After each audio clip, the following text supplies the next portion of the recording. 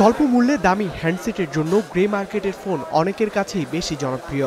তবে এর আড়ালে বিক্রি হয় যথাসময়ে বাজারে না ছাড়া ত্রুটিযুক্ত, ব্যবহৃত ও ক্লোন ফোন।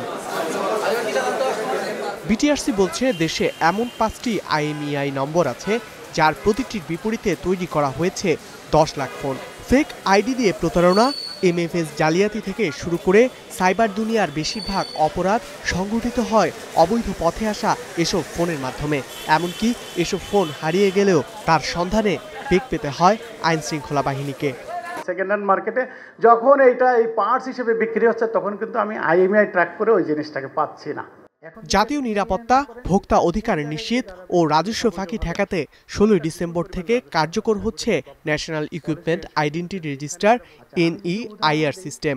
বৈধ ও নিরাপদ হ্যান্ডসেটের ব্যবহারের গুরুত্ব নিয়ে রাজধানীর মহাখালীতে সেমিনারের আয়োজন করে টেলিকম রিপোর্টারদের সংগঠন TRNB। আসলে কি অপরাধ হচ্ছে? অবৈধ হ্যান্ডসেট দিয়ে কি অপরাধ করা যায়?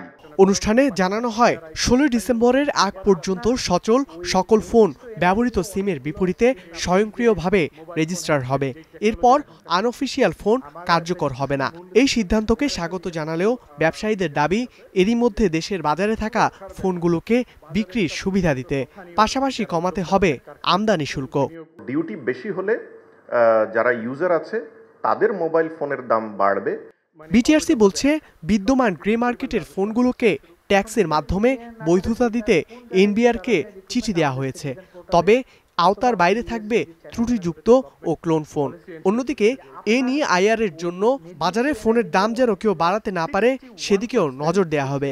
তাদের যে এটা ট্যাক্স কমানোর একটা দাবি, আর এটা যেটা এখন আছে এটাকে কিভাবে আত্মীকরণ করা যায় এই ব্যাপারে আমরা একটা চিঠি লিখেছি। এটা আমাদের মন্ত্রণালয় হয়ে NBR-এর কাছে আছে। আমাদের মেজর টার্গেট হচ্ছে গিয়ে 10 থেকে এই 25-30 হাজার টাকার মধ্যে যারা এই জায়গাটায় বাড়বে না, যেটা আমরা অনুমান করি। এবং কিন্তু এই স্মার্টফোনের দামটা যাতে কমে, আমি আবারও কিন্তু NBR-এর দিকে তাকাবো। NBR বলছে সরকারি বেসরকারি অংশীজনদের সঙ্গে আলোচনা করেই নেওয়া হবে আনঅফিসিয়াল হ্যান্ডসেট নিয়ে পরবর্তী সিদ্ধান্ত। বিভিন্ন সময় আমরা যে আলোচনাগুলো দেখেছি, টেলিকম মিনিস্ট্রি, বিটিআরসি এগুলো নিয়ে কাজ করছে। আমরা যদি প্রয়োজন হয় তাহলে এই সরকারি বেসরকারি সব স্টেকহোল্ডার নিয়ে NBR বসে এ বিষয়ে পরবর্তী কর্মপন্থা নির্ধারণ করবে। বাড়তে পারে ফ্ল্যাগশিপ সেটের দাম। সেক্ষেত্রে মোবাইল অপারেটরগুলোকে কিস্তির সুবিধা চালুর তাগিদ বিটিআরসির। ধ্রুব ইকরামুল, স্টার নিউজ, ঢাকা।